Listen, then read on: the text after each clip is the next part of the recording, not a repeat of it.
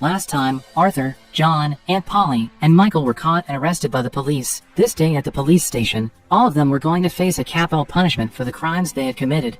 But when they were about to be executed, the police suddenly canceled their capital punishment. Apparently, before the execution began, Michael had sent a letter to the Supreme Court judge. In that letter, Michael wrote that his family had been framed. He also added that if his family was still going to be executed, then the king would be dragged into this problem. After the Supreme Court judge read that, he ordered his subordinates to release the Shelby family. 1 year later, Thomas Shelby visited a hotel and met Lizzie there. Lizzie made a report about the company and gave Thomas a list of activities that would be done by Thomas. It had been a year since Thomas saw Arthur, John, and Aunt Polly because they had decided to live their new peaceful life. Thomas didn't mind about his family's decision. He couldn't force them to stay and keep doing the business. In the base of Peaky Blinders, Michael was still doing his job as Thomas's subordinate. He reported about some problems in the Peaky Blinders factory to Thomas. Those problems were caused by the labor leader called Jesse Eden. After that, Thomas asked Michael about Aunt Polly's condition. Michael said that his mother's condition was still the same. For this past 1 year, Aunt Polly often had hallucinations. She was often haunted by her daughter and the people whom she had murdered.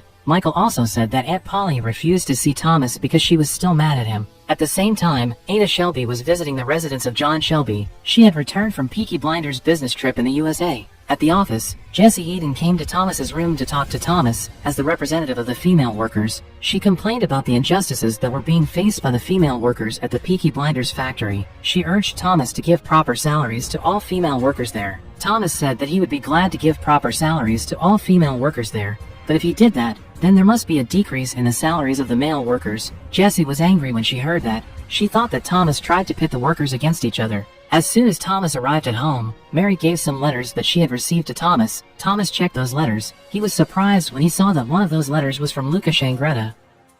Luca Shangretta was the eldest son of Mr. Shangretta who had been murdered by Arthur. Thomas realized that the letter was a threatening letter from Luca. Luca was going to take revenge on the Shelby family, as Thomas had expected. The same threatening letters were also received by Aunt Polly, Arthur and his family, and John and his family. Apparently, Luca had become a leader of a gang. Because of that, he could easily find any detailed information about the Shelby family. After Ada Shelby visited John's residence, she visited the residence of Arthur Shelby. She found out that Arthur was running a farm business with his wife Linda and his son Billy. In the middle of her visit, suddenly Arthur received a telephone call from John. John talked about the letter he had received from Luca Shangretta. Arthur panicked when he heard that. He borrowed a gun from Ada so he could use it in case something bad happened. At the harbor in Liverpool, several mysterious men had just arrived from New York. Those mysterious men were Luca Shangretta and his subordinates. After Ada Shelby visited Arthur's residence, she visited the residence of Thomas Shelby. In Thomas's residence, Ada and Thomas talked about the letters they had received from Luca Shangretta. Just like Ada, Thomas also worried about the safety of their family. Based on the report they had received from Moss, they found out that Luca brought around 10 assassins with him. Those assassins would help him in his mission. Because of that, Thomas planned to ask all members of his family to gather in Birmingham so they could protect each other there. He thought that it would be easy for Luca to attack them if they lived separately like that. After that, he gave a gun to Ada so she could use it to protect herself. When Ada had left Thomas's residence, Mary came to Thomas's room to ask about when the dinner would be held. Since Mary kept mentioning about the new chef in his residence, Thomas began to get curious. Apparently, the new chef in Thomas's residence came from Italy. Thomas felt that there was something suspicious about that. Then, he found out that the assistant of that new chef was Sabini's subordinate. After that, Thomas told the chief cook to call his assistant. When the chief cook's assistant was entering the room, Thomas attacked and stabbed him immediately. Thomas spared the chief cook's life intentionally so the chief cook could send a message to Sabini. The next day, Thomas ordered Michael to pick up John and Esme. Thomas wanted to gather all members of his family in Birmingham soon to keep them safe. Unfortunately, Esme refused to go with Michael. While they were busy arguing, suddenly Luca's subordinates came and shot Arthur and Michael for several times. Because of that attack, John Shelby finally died. Meanwhile, Michael was in critical condition. The Shelby family was furious and greatly saddened by the death of John Shelby. Because of John's death, Esme finally decided to leave the Shelby family. She planned to take her children with her and return to the Lee family. Arthur was disappointed with himself because he failed to protect his brother. Despite Thomas was also greatly affected by the death of John, he gathered the rest of his family in a room to encourage them. He hoped that his family agreed to get together again because he didn't want to lose another member of his family. Thomas said that he had ordered a gangster called Abraham Gold to protect his family. He had also tightened the security by arming each of his gang's member with a gun to protect the Shelby family. The next day, the Shelby family gathered in a place to burn John's body. When John's funeral was being held, two Luca's subordinates were watching that funeral from afar. They prepared themselves to shoot the Shelby family. The but suddenly, Abrama and his subordinates came and killed Luca's subordinates before they managed to kill the Shelby family. Aunt Polly was disappointed with Thomas when she saw that. She didn't believe that Thomas used John's funeral to trap Luca's subordinates. Thomas didn't try to defend his action. He just said that he was willing to do anything to stop Luca's attack. After that, Aunt Polly went to hospital to visit Michael. Fortunately, Michael managed to survive. He wasn't in critical condition anymore. Aunt Polly asked Michael to move to Australia with her soon so they could have a peaceful life. But Michael refused her mother's offer and asked her to stay there to support Thomas. Despite everything that had happened, Michael thought that Thomas really needed them, especially in this kind of situation. If everything had gone back to normal, Michael promised to come with her mother to anywhere she asked him. After that, Aunt Polly went to see Thomas. She warned Thomas to be careful with everyone around them, including Abrama. At the factory, Abrama asked Thomas to hire his son Bonnie to become a member of Peaky Blinders. Before Thomas agreed to hire Bonnie, he asked Bonnie to fight a heavyweight boxer from Peaky Blinders. At the beginning of the fight, it seemed like Bonnie was weaker than his opponent because his opponent had a bigger body. But surprisingly, despite his physical appearance, Bonnie turned out to be a talented boxer. He finally managed to defeat his opponent, who was a heavyweight boxer. Thomas and Arthur realized that Bonnie had an exceptional talent as a boxer. They promised to promote Bonnie so he could join big boxing championships. At night, Moss asked Linda to tell Thomas about something. He said that he received information that the intelligence service in London had been investigating and looking for several people. Ada Shelby was the person who they were looking for the most because she was accused of bringing on a revolution in Birmingham. When Thomas arrived at the office, suddenly someone came to his room. Surprisingly, that person was Luca Shangretta. Thomas didn't know how Luca could get into the Peaky Blinders factory easily. He tried to stay calm and took a gun from his coat secretly. Luca seemed calm and unbothered even though Thomas was pointing a gun at him. Apparently, Thomas's gun had been unloaded by Luca's subordinate. Luca said that he was going to kill all members of the Shelby family one by one, and Thomas would be the last member of the Shelby family that he would kill. Luca thought that there was nothing more painful in this world than seeing people whom they loved and cared for were getting killed one by one. At the hospital, Michael's foster mother came to visit Michael. As soon as she heard about what happened to Michael, she went to hospital to see Michael right away. She brought Michael's favorite fruits with her. After that, the Shelby family came to the hospital to visit Michael. They also gathered there to have an important meeting. They delayed their meeting for a few minutes because Arthur hadn't come yet. Unluckily, Arthur still didn't come even after they had waited for a while. Apparently, Arthur didn't come to that meeting because of Linda. Linda seduced Arthur purposely so Arthur wouldn't go to that meeting. Thomas finally began the meeting without Arthur. The Shelby family talked about some technical issues related to their family's business. They decided to replace Michael's position for a while and welcome Aunt Polly for her return to the Shelby family's business. They also talked about Luca Shangretta. Thomas planned to distribute the picture of the Shangretta family in the entire town. He wanted to give a reward to anyone who managed to find Luca Shangretta. Arthur was asked by one of his employees to check the paint factory. As soon as he arrived there, he forced some people who had caused problems there to go away. When Arthur was about to leave that place, he was suddenly attacked by two Luca's subordinates. Fortunately, Luca could avoid their attack. He finally managed to attack them back and kill those two Luca's subordinates. Because of this attack, Arthur Shelby had to break his promise to God again after he had promised not to kill anyone ever again. At the factory, Thomas finally met Arthur. Arthur told Thomas that he had just killed two Luca's subordinates there. Arthur was really affected by the murder he had just committed. He became angry and left that place instantly. At night, Thomas called and investigated the factory manager called Devlin. Thomas suspected that Devlin had worked together with Luca to send Luca's subordinates to kill Arthur in the Peaky Blinders factory. Devlin denied that accusation right away. He suspected the two Italians who joined the Communist Party instead. After Thomas heard that, he went to Jesse's house immediately because Jesse was a member of the Communist Party. Thomas showed a picture of the Shangretta family to Jesse. From that picture, he told Jesse to show him the person whom she had met in a recent meeting of the Communist Party. Jesse said that she didn't know anything about that.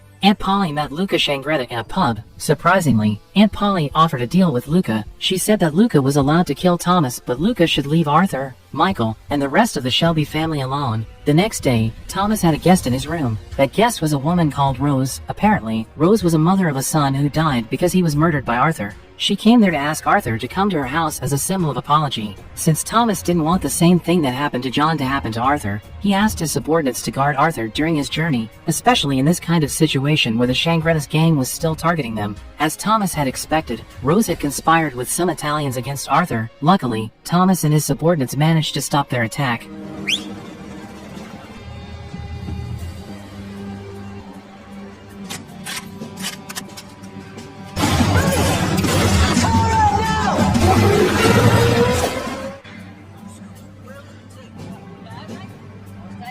but turned out that attack was merely a bait for Thomas and his gang. Luca Shangretta and his subordinates went to the hospital to see Michael, but Luca didn't come to the hospital to kill Michael. He came there to tell Michael that he had made an agreement with Aunt Polly.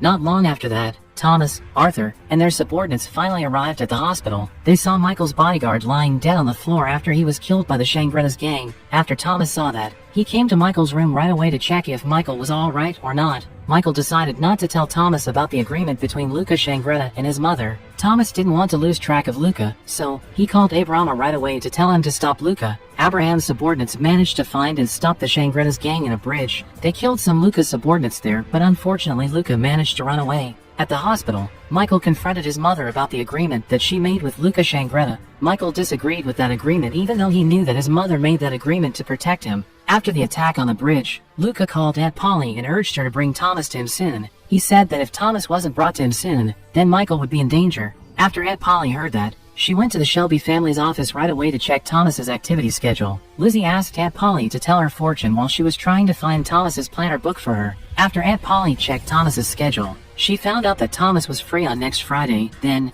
Aunt Polly told Lizzie about the result of her fortune-telling. She said that Lizzie was pregnant with Thomas's baby. At the same time, Thomas was checking on Bonnie in the boxing ring. Bonnie's trainer told Thomas that Bonnie was ready to join a middleweight boxing championship. When Thomas returned to the factory, Thomas received information about a labor strike regarding the revolution in Birmingham. After Thomas received that information, he called Ada and asked her to solve that problem immediately. Then, Ada came to see the leader of the mass, Jesse Eden. She invited Jesse to a pub to have a drink. The pub they were visiting was actually a pub for men, but when Jesse and Ada entered that pub, the pub's owner and the waiters there couldn't stop them because Ada was a member of the Shelby family. They were afraid that their pub would be destroyed by the Shelby family if they had a problem with their member. In that pub, Ada gave Jesse a special invitation from Thomas. Ada said that Thomas wanted to discuss about the demands from the workers with Jesse, especially the demand about the equal rights between the female workers and the male workers at their factory.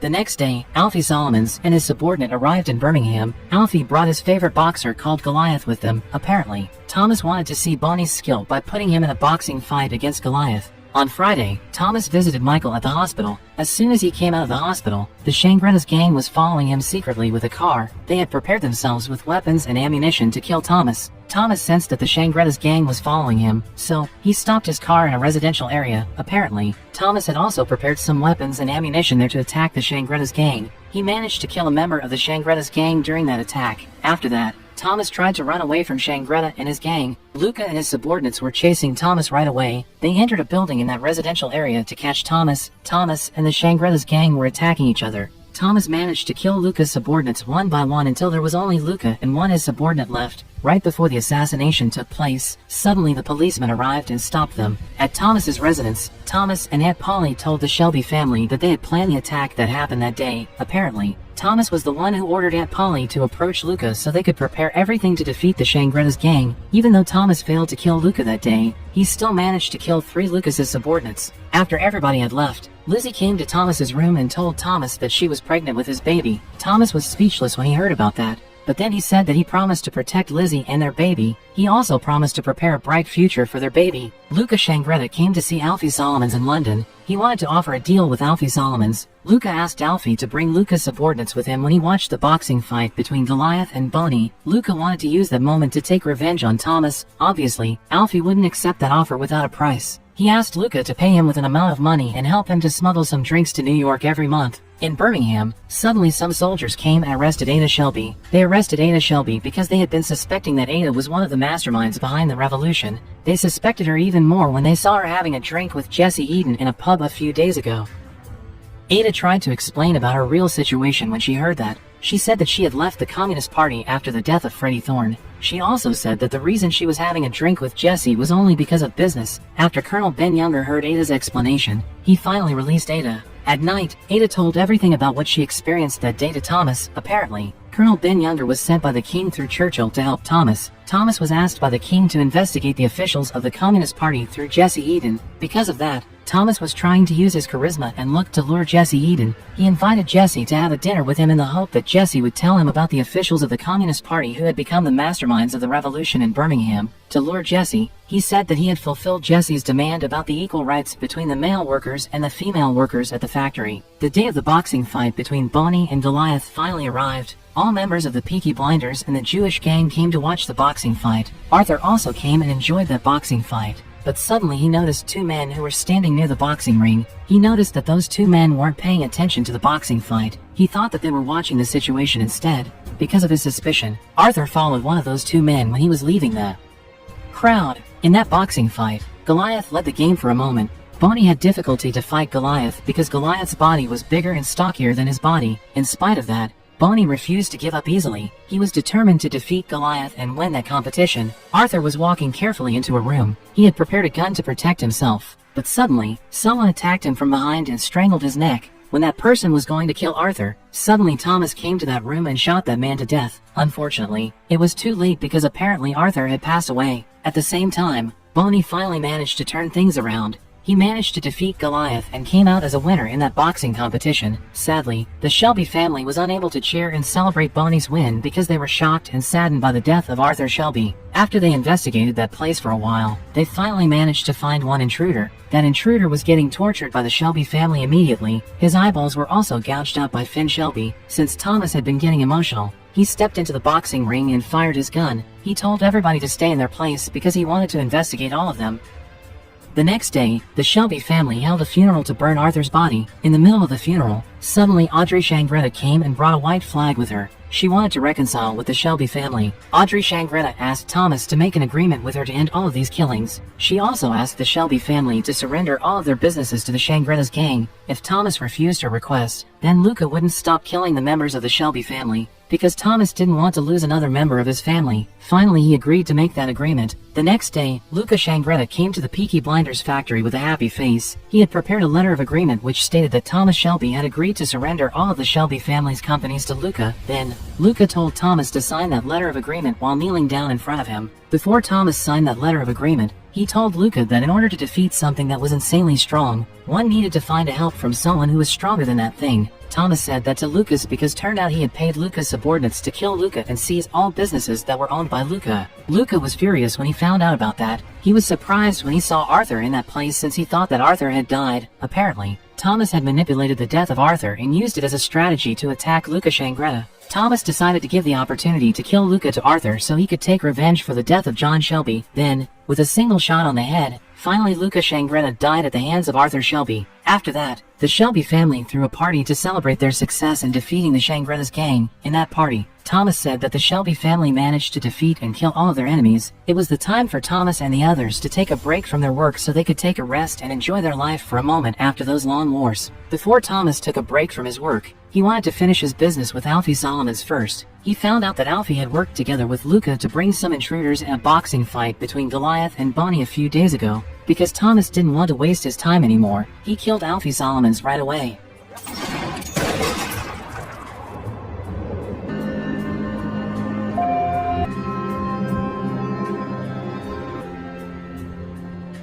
Three months later, Thomas was spending his time by playing golf together with his brothers. Even though he was on holiday, he didn't feel happy, calmed, or relaxed. On the contrary, he was constantly occupied by anxiety and fear, especially when he heard a gunshot. He also had nightmares every night. Because of that, Thomas decided to get back to work. On his first day at work, he came to see Jessie to ask her about the officials of the Communist Party who had become the masterminds of the labor strike. Jessie finally told him that one of them was Casey Douglas. After Thomas received that information, he told the Secretary of State about it right away. Because of that information, Thomas received a reward related to his business. He also said that he wanted to destroy all kinds of revolutions, so he asked the Secretary of State to allow him to become a parliamentarian of the Labour Party in Birmingham. Surprisingly, Thomas received more votes than the votes that were received by other candidates in that election. Because of that, he finally became a new parliamentarian of the Labour Party in Birmingham.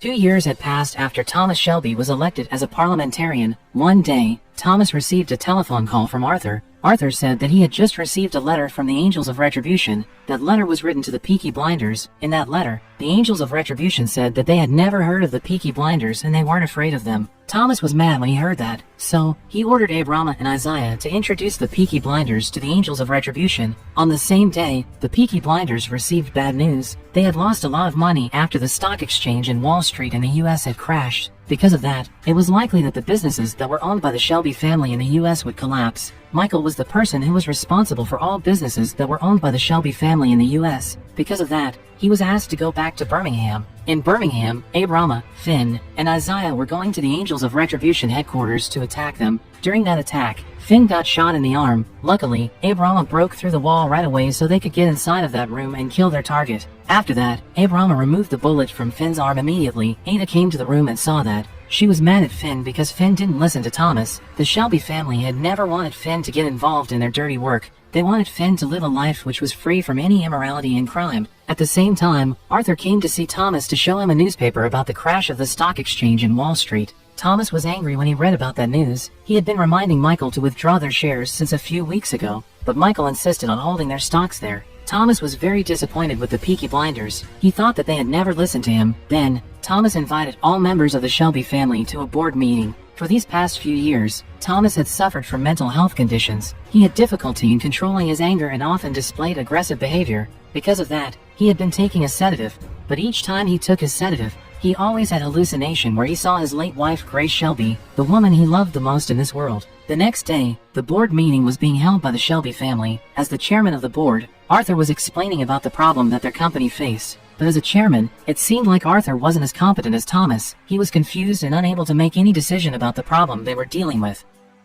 Because of that, Aunt Polly suggested Arthur to wait for Thomas. Linda didn't like what Aunt Polly said to Arthur. She asked Arthur to continue their meeting because it was Arthur who was the chairman of the board and not Thomas. Not long after that, Thomas finally came to the meeting. He brought good news about their company. Apparently, there was still a hope for the Shelby family to save their company. Thomas had predicted that this kind of problem might appear in the future, so he invested a large portion of the Shelby company funds in the stock exchange in the US before the stock exchange crashed. After that, Thomas and the rest of the Shelby family went to the Garrison pub. At that pub, Ada showed the bullet that had been removed from Finn's arm. Apparently, the man they had killed was a Chinese man who used to be a pimp. This Chinese man had relation with the Angels of Retribution. Thomas was paid £50,000 by a senior parliamentarian to kill that Chinese pimp. After Ada and Lizzie left the Garrison pub, Aunt Polly told Thomas and Arthur that Ada was pregnant with the baby of Colonel Ben Younger. After that, Thomas attended a meeting that was held by the Parliament. He made a speech at that meeting. A parliamentarian who attended that meeting called Oswald Mosley was interested in his speech. Then, Thomas came to the room of the senior parliamentarian to take his money. That senior parliamentarian only gave £20,000 to Thomas. He promised that he would pay the rest of the money later. Thomas couldn't accept that decision. He thought that the senior parliamentarian was underestimating him. He threatened to reveal all crimes that had been committed by that senior parliamentarian to the public if he still refused to pay him until the next Monday. He said that he had the evidences of those crimes which he got from the pimp. At the office, Thomas received a letter from the Secretary of State Churchill. He also had a visit from a journalist called Levitt. As a journalist who was interested with the life of Thomas Shelby, Levitt was fully aware of Thomas's reputation in Birmingham back then. He was surprised that a gangster like Thomas could become a parliamentarian. He tried to threaten Thomas with the information that he had about Thomas. Thomas wasn't afraid with Levitt's threat. Instead, he attacked Levitt back by saying that he knew that Levitt was a homosexual. It was easy for Thomas to find out about everything about people who had worked for him because he was a powerful mobster. After that offensive visit, of course Thomas wouldn't leave Levitt alone. He ordered Arthur and his subordinate to kill Levitt immediately. The next day, Thomas woke up from his sleep. He was surprised when he looked outside of the window. He took a rifle and got out of his house right away. Apparently, someone had put a cross in his house yard. There was a scarecrow which looked like him being crucified on that cross. There was also a letter that said, "Look down on earth and see the seeds you have sown" inside of that scarecrow's pocket. Turned out, the area where Thomas was standing on had been planted with explosive mines. It meant that he would get killed instantly once he stepped over those mines. Because of that, Thomas was walking very carefully. He didn't want to take a wrong step. But not long after that, Thomas attempted to give up. He almost detonated a mine because he was tired with those death threats which he always received in his life. but he changed his mind as soon as he heard Charles's voice. He saw his son Charles was running toward him. Thomas was afraid if Charles might be harmed by the explosives, so he was running as fast as he could to save Charles. He managed to pick Charles up on time and take him away from that place. After Thomas kept Charles in a safe place, he returned to the minefield and detonated all mines there immediately by opening fire on those mines.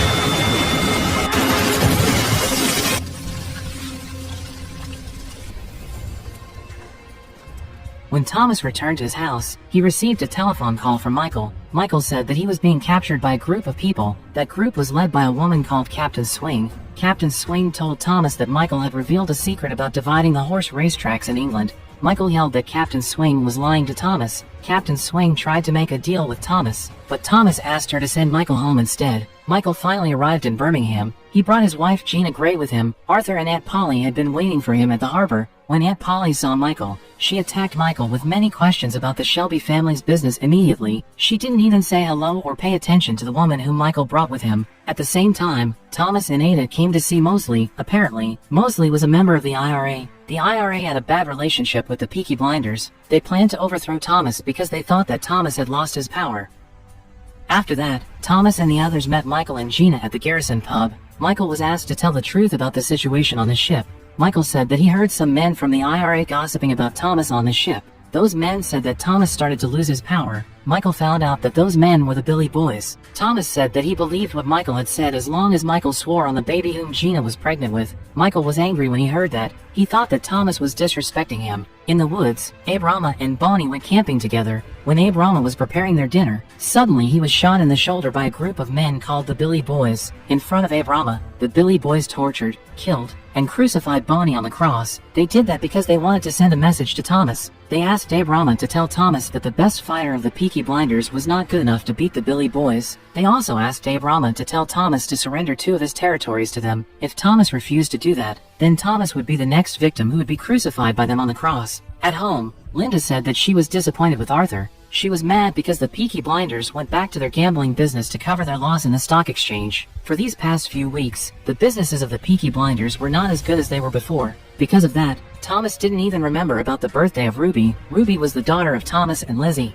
At night, Abe Rama, who had gone mad, came to Thomas's house. He brought a bruised and bloody Johnny Dogs with him. Abe Rama had abused Johnny Dogs because he thought that Johnny Dogs was the person who had betrayed him by revealing the location of the camp to the Billy Boys, which caused Bonnie to get killed. Thomas calmed Abe Rama down immediately. He believed that Johnny Dogs would never betray them. He promised Abe Rama that they were going to take revenge on the Billy Boys. The next day, Thomas asked Arthur and Michael to go to London with him to see a man called Jimmy McCavern. Michael initially refused and said that he needed to accompany his wife to visit an obstetrician, but Thomas said that he would ask Ada to take Gina to the obstetrician instead. Before they went to London, Thomas asked Aunt Polly to visit Abe Rama at the hospital. Thomas asked Aunt Polly to calm Abe Rama down and prevent that man from behaving recklessly. After that, Thomas, Arthur, and Michael had a meeting with Mosley. At that meeting, Thomas told Mosley about Jimmy McCavern. Jimmy was a gangster who had killed his own colleague. After Mosley heard that, he tried to provoke them by saying that he knew everything about the internal conflicts in the Peaky Blinders. He knew that Michael had failed with the stock exchange. He also knew that Arthur's wife had left Arthur. With those information, Mosley thought that he was better than the Peaky Blinders. He wanted to make a deal with Thomas. Before he left that room, he gave Thomas a letter. He invited Thomas to become the deputy leader in a new political party. When Abe Rama was visited by Aunt Polly at the hospital, he asked her to take him home immediately. It seemed like Abe Rama disagreed with Thomas. He wanted to take revenge on the Billy Boys with his own way. As soon as Abe Rama arrived at home, he asked his sister to get a force and some weapons ready because he planned to depart for Scotland at night. At night, Jessie Eden approached the drunken Thomas. She asked Thomas to become a speaker in a protest about revolutions. After that, Lizzie told Thomas that Linda was having a relationship with a widower. When Thomas found out about that, he called Arthur immediately to tell him about that. The next day, Arthur came to the address that was given by Thomas to find his wife Linda. He met a man in that place. When he asked that man about Linda, that man refused to tell him about anything. Arthur became furious because of that. He beat up that man to death. In Scotland, Abe Rama and his subordinates stopped the Billy Boys in the middle of the road. The Billy Boys got out of their car and complained about that roadblock. They were surprised when they saw Abe Rama there. Abe Rama and his group attacked the Billy Boys immediately and threw hot liquid asphalt at them. At the same time, Mosley met with Thomas again. While they were going hunting, Mosley told Thomas that he would leave the British Fascist political party one day before that party was formed. Then, Thomas asked the intelligence service to allow him to work together with Mosley as an informant. In Scotland, Arthur barged in on Abe Rama and forced him to go back to Birmingham. Jimmy McCavern and his gang, the Billy Boys, came to Abe Rama's house. They went inside of a hut to look for Abe Rama. Apparently, Abe Rama had left a bomb in that hut to welcome them.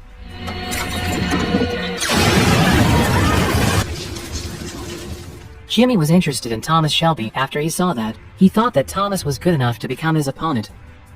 After that, Jimmy McCavern and Thomas Shelby finally met with each other. Both Jimmy and Thomas carried white flags as a symbol of truce. They did that because Thomas had made an agreement with Mosley, and Mosley was a colleague of Jimmy. At the same time, Arthur met with a young man called Billy. He asked him to manipulate the football match. The football match was one of Peaky Blinders' businesses. After Billy agreed to make a deal with him, Arthur left that place and went to the Garrison pub. At the Garrison pub, a Chinese man called Brilliant John came to see Thomas and Arthur. As expected, Chong came to see Thomas because he wanted to make a business deal with Thomas. To make sure that Thomas would agree to make a business deal with him, Chong had ordered one of his subordinates to threaten Finn with a gun. When Thomas found out about that, he told Chong to call on his subordinate to pull back first. Only after Chong had pulled back his subordinate that Thomas would be willing to talk about business with him. Then, Chong took a pack of uncut opium from his pocket and showed it to Thomas. Chong asked the Peaky Blinders to help him smuggle 7 tons of opium, which was equivalent to £1,190,000. He planned to keep those opium in London for a week before he sent them to San Francisco.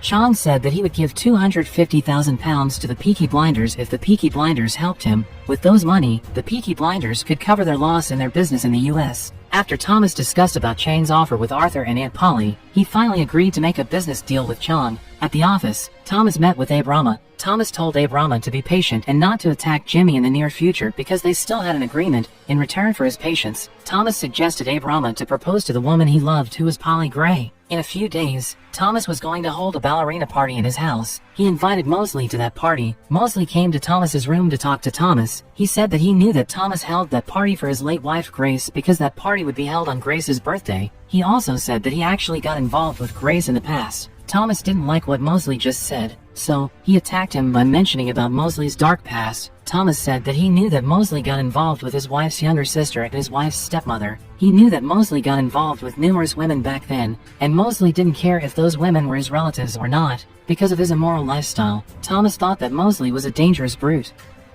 After that conversation with Mosley, Thomas had a hallucination where he saw Grace again in his room. Thomas heard Grace telling him to follow his heart. At night, Thomas met with Jimmy to do their business. He was awarded a check for £10,000 there, but that check must be signed by Mosley. The ballerina party in Thomas's house was finally being held. Many people from all walks of life came to that party, including Mosley. Mosley was greeted by Aunt Polly there. Aunt Polly said that she would give Mosley a special room and a woman who would accompany Mosley in that room. In his room, Thomas was worrying about Lizzie. He was afraid that the incident that happened to Grace in the past would happen again. Because of that, he asked Lizzie to be careful. He said that he had asked Johnny Dogs to watch over her. Then, Thomas met with Mosley in her room. Thomas showed Mosley the check that he got from Jimmy. That check must be signed by Mosley. The ballet performance finally started. Suddenly, Linda came to that party and aimed a gun to Arthur. She was furious with Arthur because Arthur had killed her best friend.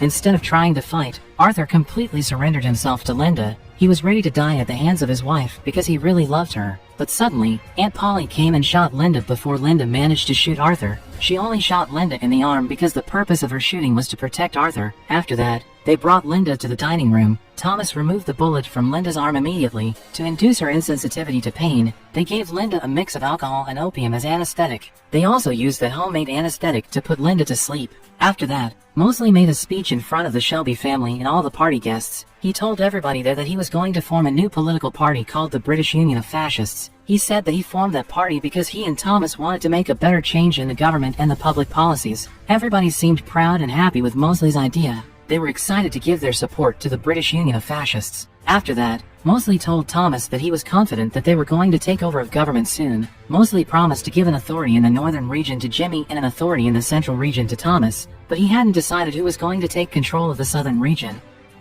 Thomas realized that it was not easy to defeat a strong opponent like Mosley. He couldn't take any action in the near future because Mosley had trapped him. Mosley had taken advantage of the offer that Thomas couldn't refuse. In another room, Linda finally woke up. Arthur approached her immediately and apologized to her. Arthur said that he was willing to do everything that Linda asked him in order to be forgiven by her. But unfortunately, Linda was very disappointed with Arthur. She refused to forgive him. The next day, Colonel Ben Younger came to Thomas's room to talk to Thomas. Apparently, Colonel Ben Younger had made an agreement with Thomas. He promised to help Thomas arrest Mosley and Jimmy by using the legal authority. Thomas showed Colonel Ben Younger a check that he got from Jimmy. He said that they could use that check as the criminal evidence. Colonel Ben Younger said that he had discussed about this problem with his senior, but apparently his senior didn't think that Mosley had committed any crime. To make the situation even worse, it was reported that Mosley had gained more followers after he made a speech in Thomas's ballerina party. Colonel Ben Younger also said that he had received a personal threat from an organization called the Section D. That personal threat was related to Mosley. In spite of those situations, Colonel Ben Younger said that he would still help Thomas. For the time being, he planned to use the check that Thomas got from Jimmy as the criminal evidence. As soon as Colonel Ben Younger got inside of his car, he opened and read the check that he had taken from Thomas's room. Not far from his car, there were some children who were playing a football together. When one of those children accidentally kicked the football into Colonel Ben Younger's car, something horrible happened. Colonel Ben Younger and one of those children died because of that horrific incident. Thomas regretted that he had involved Colonel Ben Younger in this mission. Then, Thomas told Ada about the death of Colonel Ben Younger. Ada was surprised when she heard about that. Even though she didn't really love Younger, she felt sad over Younger's death because Younger had been really kind to her. She thought that Younger didn't deserve to die in a horrific incident like that just because he was close to the Shelby family. At the same time, Arthur, Chong, and their team went inside of a ship to check the opium. Apparently, another gang had been waiting for them on that ship. They attacked Arthur and his team relentlessly. Many people got wounded and died because of that attack, including Chong. Arthur was mad because of that. He grabbed a rifle from his teammate and came out of his hiding place. Then, he started to shoot that gang brutally like a madman. Because of Arthur's brutality, the gang finally ran away from the ship. Arthur and his team managed to save 7 tons of opium on that ship. The next day, Thomas went to a mental asylum. He visited his former comrade in a French war called Barney. Barney used to be a very skilled sniper who had never missed his target. But when the war was over, Barney started to become insane. He was put in a jail after he killed his own colleague. Thomas took a pill of mixed opium and cyanide from his mouth. He would give it to Barney if Barney wanted to take his own life. But Barney refused to take that pill because he still wanted to live. Thomas was glad when he heard that. He promised to release Barney from that place. Thomas planned to order Barney to kill someone. After that, Thomas met with Jimmy. Thomas told Jimmy about the attack from a gang called the Titanic on the ship a few days ago. Thomas also mentioned about the division of the territories that Mosley told him. He suggested to give an authority in the southern region to the Jewish gang leader Alfie Solomons. Not long after that, Arthur came to that place. He gave 10 sacks of opium to Jimmy. After Jimmy had gone from that place, Thomas told Arthur about his plan to release Barney. He planned to order Barney to shoot Mosley at long range. Meanwhile, he planned to order Abrama and Arthur to kill Jimmy. He wanted those murders to take place in a campaign rally that would be held by the British Union of Fascists. Mosley would make a speech in that campaign rally. At night, the Secretary of State Churchill met with Thomas. The Secretary of State Churchill found out that Thomas had joined Mosley's political party. He was aware that Thomas was working together with Mosley because Thomas wanted to spy on Mosley. He said that what Thomas was doing was really dangerous since Mosley was not an ordinary person. Mosley had a reputation as a dangerous brute. However, Thomas was not afraid of Mosley. He was willing to do everything to destroy Mosley and his followers. The Secretary of State Churchill admired Thomas for his courage and ambition. He said that he wished to meet with the Shelby family in the future. Because of the help of Billy, the Peaky Blinders managed to make a big profit from the football match. Finn told Arthur about their win, but Arthur didn't believe in Billy. A few days later, the Shelby family held a meeting. In that meeting, Thomas announced that Abrama and Aunt Polly would get married soon. He also mentioned about a number of important points that the Shelby family needed to know. The first point was about the Colonel Ben Younger who died in a bombing incident. The second point was about Michael's position in the Shelby Company. When Thomas mentioned about the second point, Michael got up from his chair and told everybody about his plan with his wife. He said that he planned to take charge of the opium business in the U.S. He was confident that he would make $20 million per year from that opium business. He arrogantly said that the profit he would make from the opium business in the U.S. would cover the losses in other businesses that were managed by other members of the Shelby family. He promised that the Shelby family would live a luxurious and joyful life because of that business. Michael planned to overhaul the internal structure of the Shelby Company. He had even written a business proposal based on that plan. He gave the proposal to Thomas and said that all Thomas needed to do was just signing that proposal. Thomas didn't like Michael's rude and arrogant behavior, so he threw the business proposal that Michael gave him into the fireplace. After what Thomas had done and sacrificed to the Shelby Company, Michael still had the audacity to overhaul the internal structure of the Shelby Company and even write a business proposal based on it. Because of that, the tension between Thomas and Michael became worse. Aunt Polly even slapped slapped Michael's face for Michael's rude and arrogant behavior. After Michael left the meeting, Thomas mentioned about the third point. The third point was about Barney, who would be ordered to shoot Mosley when he made his speech on the stage. When other members of the Shelby family heard that, they immediately doubted Thomas's plan to kill Mosley. They couldn't believe that Thomas ordered a mentally ill person to kill Mosley who would stand on the same stage as him. But Thomas believed that Barney could execute his mission well. He believed that Barney was still a very skilled sniper like he was before. At night, Charlie was ordered to bring the opium to a Chinese man. The Chinese man would give 300,000 pounds to him as a return. Thomas always gave choices to all members of the Peaky Blinders. He allowed his members to do their task or not do it, but he promised to reward those who executed this mission well with 30,000 pounds. The next day, Thomas and Arthur went to the Garrison pub. They interrogated a bartender called Mickey there. Thomas found out that the Titanic gang managed to attack them on the ship because someone had revealed their information to the Titanic. Thomas also found out about the person who planted a bomb in Colonel Ben Younger's car. That person was called Patty Rose. Mickey didn't say anything when Thomas told him about that. Apparently, he was the person who had sold information about the opium and Colonel Ben Younger to Patty Rose and the Titanic gang. Because of that, Thomas shot Mickey on the face instantly. Mickey died because of that shooting. After that, Thomas went to Alfie Solomon's house. Turned out, Alfie Solomons was still alive. He didn't die when Thomas shot him 2 years ago, but he was severely injured because of that shooting. Thomas came to Alfie's house because he wanted to make a deal with Alfie. Thomas asked Alfie to kill Mosley and promised to give 25,000 pounds to him as a return. Aunt Polly had been waiting for Thomas at the office. Aunt Polly said that she disagreed with all Thomas's plans, so she decided to leave the Shelby company. Thomas began to feel anxious. He tried to call his relatives, but nobody answered his telephone calls. The next day, Thomas accompanied Barney in his training. He wanted Barney to prepare himself well for his mission to kill Mosley in the campaign rally. As Thomas expected, Barney was still a very skilled sniper like he was before. The campaign rally was finally held. Mosley came to that campaign rally. He was heavily guarded by the Billy Boys. Not long after that, Thomas, Arthur, and the Peaky Blinders also came to that campaign rally. Finn said goodbye to Billy. Before he left that place, he told Billy that the Peaky Blinders was going to kill Mosley that night. After Finn left that place, Billy picked a telephone to call someone. Jessie Eden also came to that campaign rally for an anti-fascist protest. Because of her anti-fascist protest, Jessie was caught and arrested by some policemen. But luckily, Thomas saw her and released her immediately. When everybody was busy with the campaign rally, Arthur took Barney to the location that they had chosen to shoot Mosley. Arthur told Barney to get ready because he was going to shoot Mosley soon. He said that Barney needed to count to 10 after he saw Thomas took a watch from his pocket. After that, Barney had to shoot a man who stood right beside Thomas on the stage. Before Mosley went to the stage, Jimmy approached him in a room. Jimmy told Mosley that he saw the Jewish gang and the Peaky Blinders in that place. He suspected that they were plotting something against them, but Mosley dismissed Jimmy's suspicion right away. It was finally the time for Mosley to give a speech on the stage. His speech was broadcasted live on all radio stations in England, so everybody in England could listen to his speech. In the beginning of the speech, Mosley talked about the Secretary of State Churchill. He thought that he and Churchill had different idealism. During that speech, Thomas gave a sign to Barney by taking a watch from his pocket. When Barney almost counted to 10, suddenly he got shot from behind and died instantly. Apparently, Abrama had also gotten killed before he managed to kill Jimmy. Arthur was going to be the next victim, but he managed to fight the murderer and save himself. Then, Thomas, Arthur, and Jesse gathered in a room. Thomas got angry and frustrated because someone had revealed their plan to their enemy. When Thomas returned home, he had a hallucination where he saw Grace again. He heard Grace telling him that it was over and it was the time for Thomas to go with her.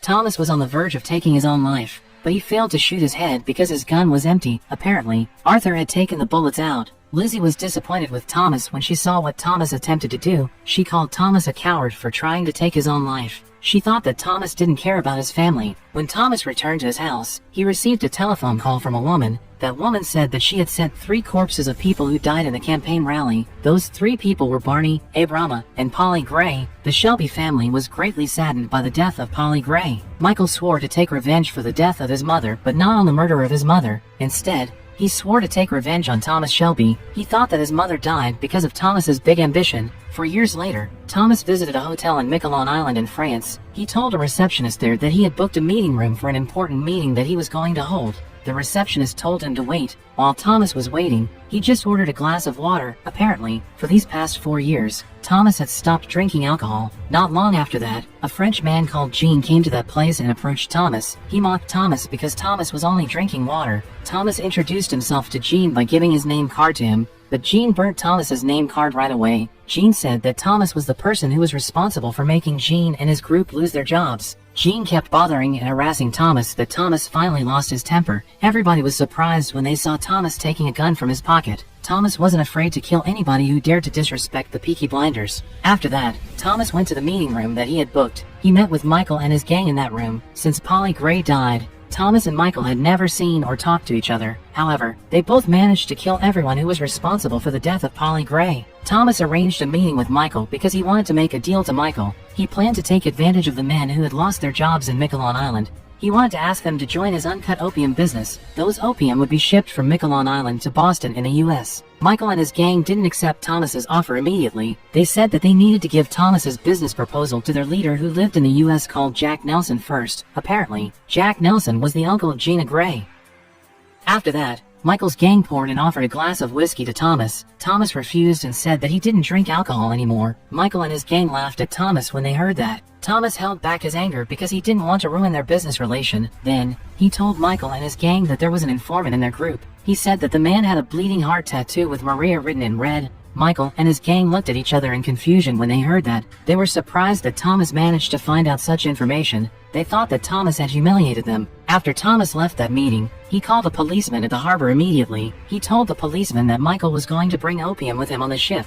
Because of the tip-off from Thomas, Michael was caught and taken into custody by the police as soon as he arrived in Boston. Gina went to the prison to tell Michael that her uncle was going to release him soon. After that, Gina returned to her house. Suddenly Thomas showed up in her house. Gina told Thomas that her uncle Jack Nelson had bought an American license for starting a whiskey distillery when Jack traveled to London with the President of the U.S. It meant that Jack was going to take control of all whiskey businesses in the U.S. Since Gina despised Thomas, Gina tried to hurt Thomas by saying that her uncle had rejected Thomas's business proposal. Thomas was unbothered by what Gina said. He tried to hurt Gina back by admitting that he was the one who put Michael in the prison. He said that he didn't mind if Jack rejected his business offer. If Jack rejected his business offer, Thomas would sell his opium to the Jews who lived in the East Boston. That East Boston Jews was Alfie Solomon's. If it went ahead, then all Jack's businesses in the U.S. would be lose in the business competition. At night, Thomas received a telephone call from Lizzie. Lizzie told Thomas that their daughter Ruby had a high fever. But Lizzie said that Thomas didn't need to worry because she had called a doctor to check on Ruby. When Lizzie said that Ruby kept muttering Romany words, Thomas was suddenly surprised and mad. He told Lizzie to watch over Ruby. He said that he would come back home that night. Thomas was aware that muttering Romany words was a sign of bad luck. He was afraid if something terrible happened to his family. Before Thomas left for Birmingham, he went to the prison to visit Michael first. Based on the information that he got from the letter of the President of the U.S. and Jack's mistress, Thomas found out that Michael was going to be kept in the prison for a little while longer. Thomas suggested Michael to accept his business offer if Michael wanted to be released from the prison soon. Thomas also said that Michael couldn't trust Gina completely because he found out that Gina, Jack's mistress, the President of the U.S., and the President's wife were on their way to Liverpool and they planned to leave Michael alone in the prison. The next day, Thomas finally arrived in his house. He was relieved when he saw Ruby was doing better. In spite of Ruby's good health, Thomas still took Ruby to the hospital so the doctor could check on his daughter once again. After the doctor checked on Ruby, he said that Ruby was in good health and there was nothing to be worried about. Lizzie hoped that what the doctor said could make Thomas relieved and Thomas could take a proper rest. But Thomas said that he didn't have time to take a rest. There were some important businesses that he needed to take care of first. Lizzie was tired with Thomas's businesses. She said that it was time for Thomas to take a break from work and go on vacation with his family. Because of Thomas's poor sleep quality, Thomas had a seizure and a hallucination. He kept being haunted by the time when he served in a war in France. Lizzie woke up because of Thomas. She tried to wake Thomas up from his nightmare. After Thomas woke up, Lizzie treated the wounds on Thomas's back. Thomas said that he was all right because he didn't want to make Lizzie worry. He said that his body felt fresh and good since he had stopped drinking alcohol. He promised that he and the Peaky Blinders would take a break from work after he had done his business deal. The next evening, Thomas made a speech in front of 100 people from the Labour Party. He tore a paper which had a writing that said silence on it to show everybody there that they refused to be silenced anymore. He promised to become their representative to bring their concerns to the parliamentarians. After Thomas finished making a speech, a woman called Laura McKee or Captain Swing showed up and approached him. She was the person who captured Michael on the ship before. As the representative of IRA, she came to that place to tell Thomas that her group was responsible for the death of Polly Gray. She attacked Thomas by saying that Thomas began to lose his power and the public thought the same about Thomas. After Thomas heard that, he took some letters from his pocket. He dismissed Laura's thought immediately by presenting her some secret letters from Jack Nelson and a secret letter from the President of the U.S. Laura was caught completely off guard by those letters. Unlike what she had thought, Thomas hadn't lost any power. Thomas said that Jack and his team would arrive in London in a few days. They came to London to buy a license to import alcohol. Besides that, Jack was also interested in finding information about the political ideology fascism. Because of that, Thomas wanted Laura to work together with him to help Jack Nelson. When Jack arrived in London, Thomas planned to organize a meeting between Jack Nelson and Oswald Mosley. After that, he would send Laura to offer Dublin to Jack. If Jack accepted that offer, Thomas would manage to ship their opium to Boston. Laura was unable to speak when she heard Thomas's plan, but she finally agreed to work together with Thomas.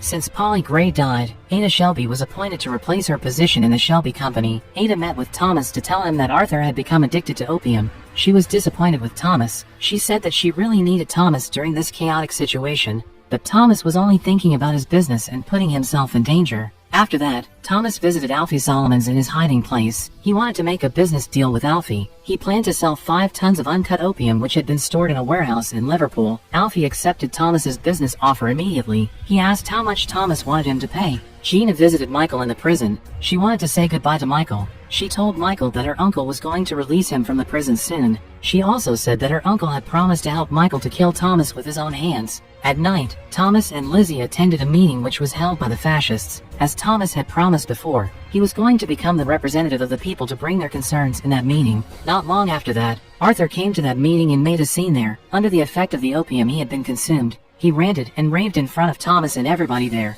Thomas tried to calm Arthur down by giving him a letter from Linda. In that letter, Linda said that she might forgive Arthur for what he had done. Thomas said that Arthur needed to change if he really wanted to get back together with Linda.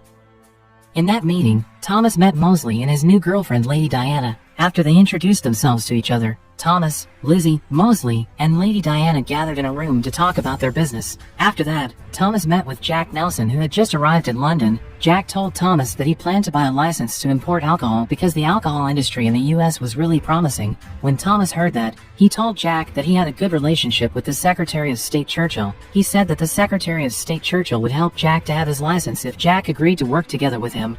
But if Jack refused to make a business deal with him, then Thomas would sell his opium to the Jews. Jack was interested with what Thomas said. He said that he would think about Thomas's offer first before he made any decision. At home, Lizzie saw Ruby sitting quietly in front of the fireplace. She found out that Ruby had a high fever again, so she called a doctor to check on her immediately. She also tried to call the Parliament to talk to Thomas, but Thomas was in the middle of a meeting. Lizzie had tried to call Thomas for several times when Thomas returned to his room. When Thomas was about to enter the room, he saw another vision of his past when he was serving in a war in France. As soon as Thomas arrived at home, Lizzie told him that their daughter Ruby was coughing up blood. Thomas was shocked when he heard that. He took Ruby to the hospital immediately. At the hospital, Ruby was raced to the emergency room by the doctors and the nurses there. Thomas tried to go to that room to accompany his daughter, but they didn't allow him. The doctor said that Thomas was not allowed to be near Ruby because coughing up blood was a contagious disease. Thomas thought that Ruby's illness was not an ordinary illness. He suspected that the illness was a curse for him because of what he had done in the past.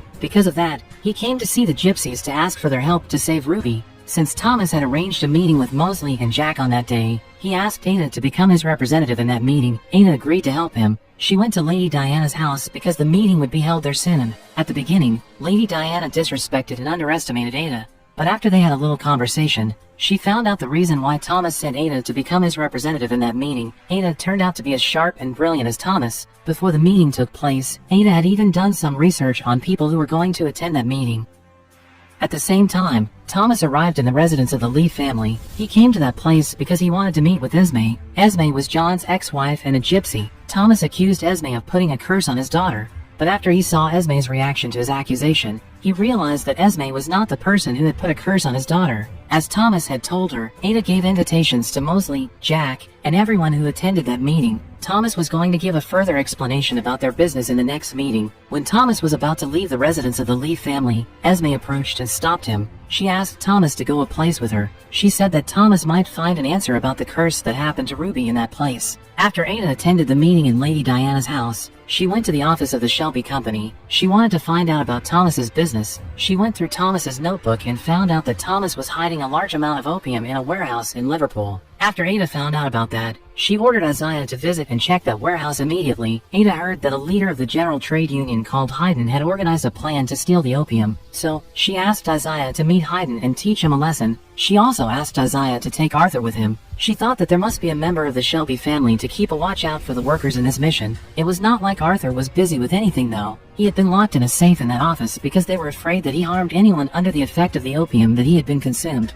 Isaiah, Arthur, and Arthur's subordinates finally arrived at the warehouse in Liverpool. They saw many workers sitting around and playing cards together in that warehouse. Arthur approached and asked a group of workers about Haydn's whereabouts, but those workers ignored him. They had no idea that the people who were talking to them were the Peaky blinders. Not long after that, Haydn came to that place. Arthur approached and confronted Haydn about the opium theft that he had committed. Haydn was not afraid of Arthur. Instead, he attacked Arthur by saying that Arthur had become addicted to opium. Isaiah was mad when he heard that. He beat up Haydn immediately. Arthur decided to ignore Haydn and leave that place. Thomas and Esme finally arrived in the mountains. They left their car there and continued their journey by using horses. They went to the top of the mountains and found a graveyard there. While they were walking, Esme reminded Thomas about the cursed sapphire stone that had killed Grace in the past.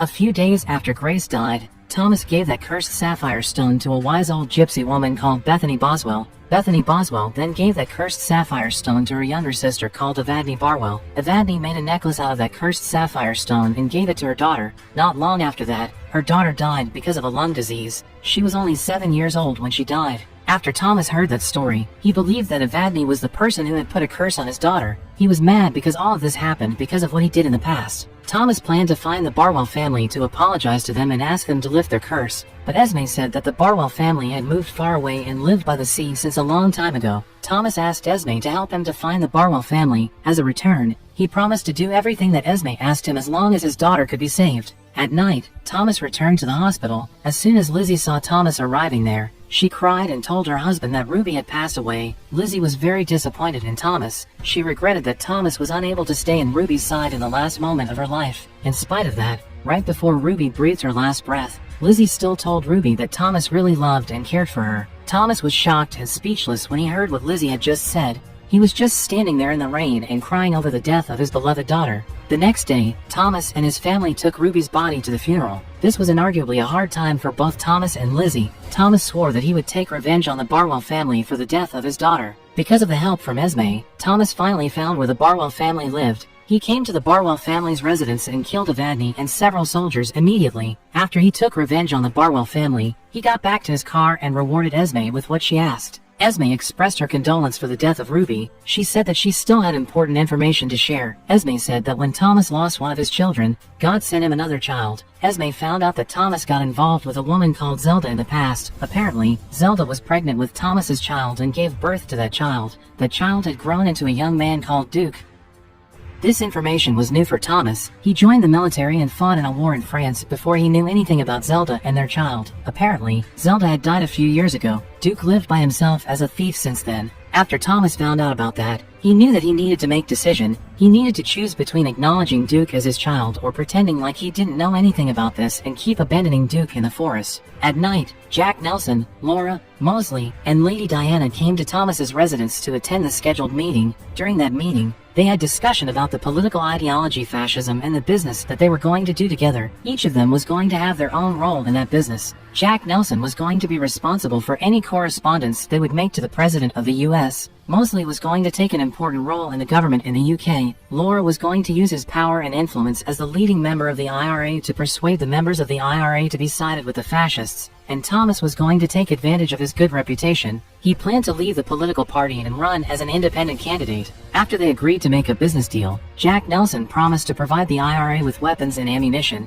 He would ship those weapons from Germany to Boston. He also promised to help Thomas to import his merchandises. The next day, Thomas was typing all conversations that took place in the meeting last night with his typewriter. He planned to send those conversations to the Secretary of State Churchill. He believed that it could be seen as criminal evidence that would bring Jack and the others down. After that, Thomas received a telephone call from his subordinate. His subordinate told him that he saw Mosley coming out of Gina's apartment. Thomas used that information to blackmail Gina. He said that Jack Nelson would disown Gina if he found out that Gina had slept with Mosley. Gina was afraid with Thomas's threat. Thomas said that Gina had to do what he asked her to do or else he would reveal this information to Jack Nelson. Thomas asked Gina to accompany Mosley when Mosley had a meeting with a senior German government official in Berlin. He wanted to know about what Mosley and that senior government official were going to discuss and what decision that they were going to make in that meeting. The next morning, Thomas's personal physician named Dr. Halford came to Thomas's house. He visited Thomas because he wanted to tell Thomas about Thomas's X-ray result and diagnosis. He said that Thomas was not infected with the tuberculosis that Ruby had, but he revealed that Thomas had been diagnosed with tuberculoma that occurred in his brain. This explained why Thomas had been having headaches, seizures, and hallucinations all this time. Dr. Halford said that tuberculoma was not a contagious disease, but sadly, it couldn't be cured by any treatment. He predicted that Thomas had only 18 months to live. When Thomas heard that, he remembered about what Polly Gray said in his dream. Polly said that Michael and Thomas were going to fight each other and one of them was going to die. Thomas wanted to keep this information from his family. He planned to go to a quiet and faraway place to isolate himself until he died because of the illness. But before that, he intended to finish his last business first. After that, Thomas visited a store which was selling opium in Chinatown. He ordered the store owner to surrender all opium that he owed to him. He also told him not to sell or buy any opium in that area. He threatened to blow up that store with dynamite if the store owner still dared to sell opium in that area. After Thomas left that store, the wife of the store owner suspected that the dynamite that Thomas brought with him was a fake dynamite. But suddenly, Thomas did this in front of their store.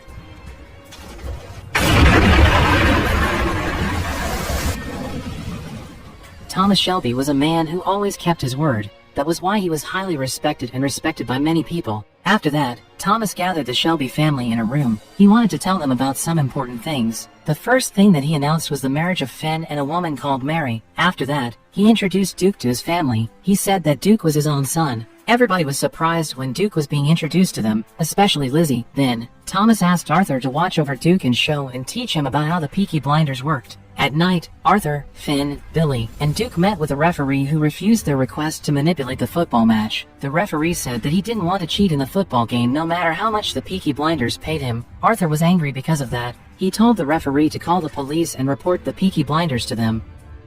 As Arthur had expected, the police refused to be sided with that referee because the Peaky Blinders had bribed them before the football match began. After that, Arthur ordered Billy to kill that referee immediately. Billy refused his order right away, but Arthur forced him into doing it. Duke observed them quietly. He was learning about how the Peaky Blinders worked. He thought that the Peaky Blinders worked in a very dirty and unfair way, so he decided to leave that room immediately. Billy got frustrated because he had killed a human being for the first time. He was trying to calm himself in a bathhouse. Suddenly, Jack Nelson came and approached him. He came there to force Billy to spy on the Peaky Blinders. He planned to kill Thomas Shelby with his own hands, and in order to do that, he needed Billy to help him. Billy finally agreed to work for Jack Nelson because he was afraid that Jack Nelson killed him. At the same time, Linda came to the Garrison pub. Arthur was surprised when he saw Linda there. He kneeled down in front of Linda immediately. He apologized for everything that he had done in the past. He genuinely asked Linda to help him to change into a better person. The next day, Charlie brought Duke to Thomas. He told Thomas that Duke had stolen a car and a fair amount of money from the Peaky Blinders. Thomas was disappointed with Duke when he heard that. He didn't mind if Duke stole from other people,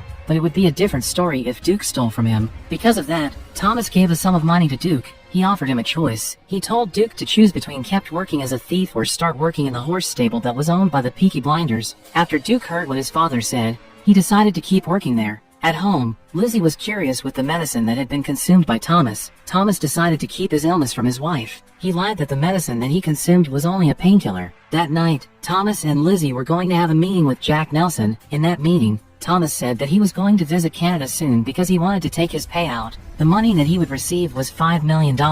Mosley and Lady Diana weren't invited by Thomas to that meeting, but suddenly they came to Thomas's house and joined Thomas, Lizzie, and Jack Nelson in that meeting. They said that they came there because they wanted to say goodbye to Jack Nelson. They knew that Jack was going to return to the US soon. While they were having conversation, suddenly Lady Diana talked about her relationship with Thomas. Lizzie was hurt and uncomfortable with what Lady Diana said, so she decided to leave that meeting immediately. After Lizzie left, Mosley said that Lizzie was not good enough to become Thomas's wife. Thomas was mad because Mosley and Lady Diana kept disrespecting his wife. So, he got up from his chair and said that Lizzie was indeed not good enough to become a wife of a bad man like him who was surrounded by bad people like Mosley and Lady Diana. At the same time, Michael was finally released from the prison. Because he had been freed now, he intended to execute his plan to kill Thomas Shelby with his own hands soon. The next day, Lizzie bade her farewell to Thomas. She said that she couldn't bear the pain of being Thomas's wife anymore. Charles found out that Lizzie was going to leave Thomas and their residence. He asked Lizzie to take him with her, even though Lizzie was only his stepmother. He thought that Lizzie loved him more than his own father loved him. When Thomas heard that, he allowed Lizzie and Charles to leave. He said that he would prepare a new house for them to live. He didn't mind with Lizzie and Charles's decision. He had planned to destroy their mansion and go to a faraway place to isolate himself because he was going to die soon. Charlie took Duke to an armory that was owned by the Peaky blinders and showed him around. Because Duke was a son of Thomas Shelby, he needed to prepare himself to become a gangster and the next leader of the Peaky blinders. As the requirement to become a gangster, Charlie interviewed Duke with some questions. He asked Duke if Duke had killed someone before. Surprisingly, Duke said that he had killed a nurse who refused to treat his mother just because his mother was a gypsy woman. Thomas came to his room in the office. He was surprised when he saw Arthur waiting for him there. Apparently, Arthur had found and seen the picture of Thomas's X-ray result. He was getting emotional when he found out that Thomas was going to die soon. Thomas told Arthur that after he had done his last business, he would go to a quiet and faraway place to isolate himself. He planned to leave all his properties and money to the Shelby family. He asked Arthur to keep the information about Thomas's illness from anyone, especially the Shelby family, because he didn't want to make them worry.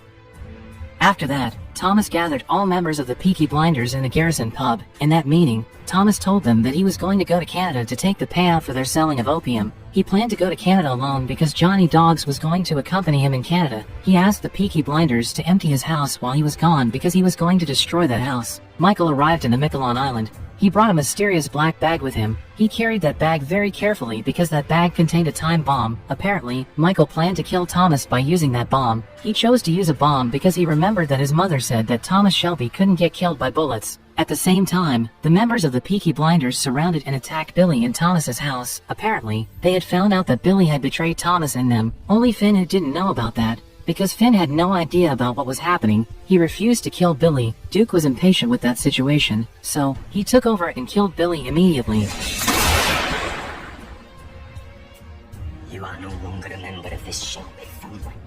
In the same evening, Laura and her group were going to execute their plan to kill Arthur. After Laura and her group found out that Arthur was in the Garrison pub, they came to that pub immediately, but when they went inside of that pub, they didn't find Arthur there. They only saw Charlie. Apparently, Arthur and the Peaky blinders had prepared themselves because they had predicted about that attack. Laura was surprised that the Peaky blinders found out about their plan. She ordered her subordinates to attack Arthur right away. They managed to shoot Arthur in the wrist. Not long after that, Jeremiah came and leaked a poison gas in that place. Laura and her subordinates finally died because of that poison gas.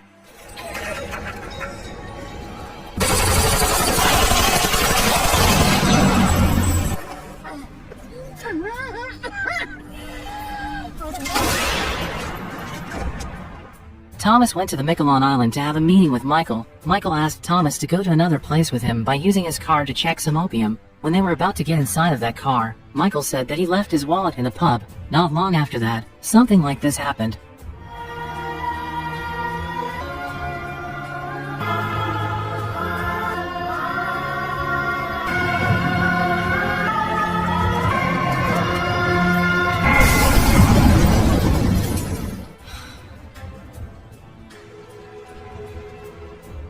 Michael came out of the pub. He was shocked when he found out that Thomas was still alive. Apparently, Thomas had found out that Michael was going to kill him with a time bomb in that place. He ordered Johnny Dogs to move that time bomb to Jack's subordinate's car. Thomas was disappointed and furious with Michael when he found out about that. Because of that, he decided to kill Michael right away.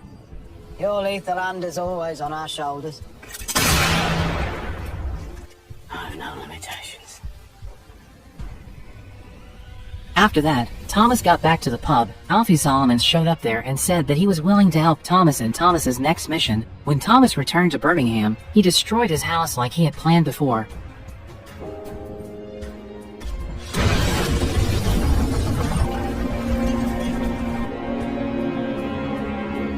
Before Thomas went to a quiet and faraway place to isolate himself, he gathered his family in a place. In that family gathering, Thomas bade his farewell to his family. He said that it was the time for him to take a break from his work and everything that had occupied his mind all this time. He asked his family to take care of the Shelby company well. 1 month later, Thomas had a dream when he was sleeping alone in his place. In that dream, he saw his daughter Ruby running toward him. Ruby asked Thomas not to take his own life because she found out that Thomas was not dying. Thomas saw a picture of the wedding of Mosley and Lady Diana on a newspaper. In that picture, he saw Dr. Halford attending that wedding. Because of that, Thomas realized that Dr. Halford had been working together with Mosley to terrorize and put pressures on him all this time. Dr. Halford tried to manipulate Thomas psychologically and mislead him into taking his own life. It was easy for Thomas to kill Dr. Halford right away, but he decided not to kill him. It was clear that Thomas Shelby was going to return to the Peaky Blinders and get back what he deserved.